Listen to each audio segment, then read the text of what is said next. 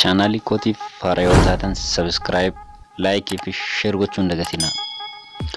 Har'a video tokko qabadhee isiniif dhiyaadhee jira. Innis akkamitti fayyaa yookaan qulqullina qaama wal-hormaataa dubartii kan gara alaa jiru eeguu dandeenya. Jalqaba irratti paantii kan kotaan ta'e yookaan ammoo kan jibrii irraa hojjetame fayyadamuu qabna. Paantiin gara keessaatiin fayyadamuu qabnu kan jibrii irraa hojjetame ta'uu qaba jechuudha. Huccuus ta'e surreen qaama isaanii muddu yookaan qaama isaanii sirriitti walitti qabu uffachuu dhiisuu, uffata akkasii irraa of eeggannoo maalii fi qaama wal-hormaataa keenya irratti dhiibbaa geessa waan ta'eef jechuudha.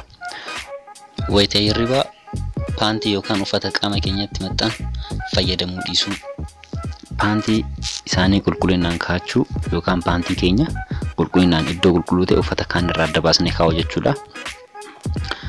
Wayita marsaa laguu osoo moodeesiin hin guutin sirnaan yookaan dafanii jijjiirrachuu. Wayita qaama wal-hormaataa dhiqxan kan galaaraa jechuudha. Keessaa gara alaatti dhiquu. Dibata adda addaa kan akka deodiraantii urgaa of keessaa qabu kan akka saamunaa looshinii yookaan ispaayer dabalatee qulqullina qaama saalaa fayyadamuu dhiisuu. Ulfaatina hir'isuu amma danda'ameen jechuudha. Bishaan qulqulluu duwwaan qaama saalaa keenya dhiquu.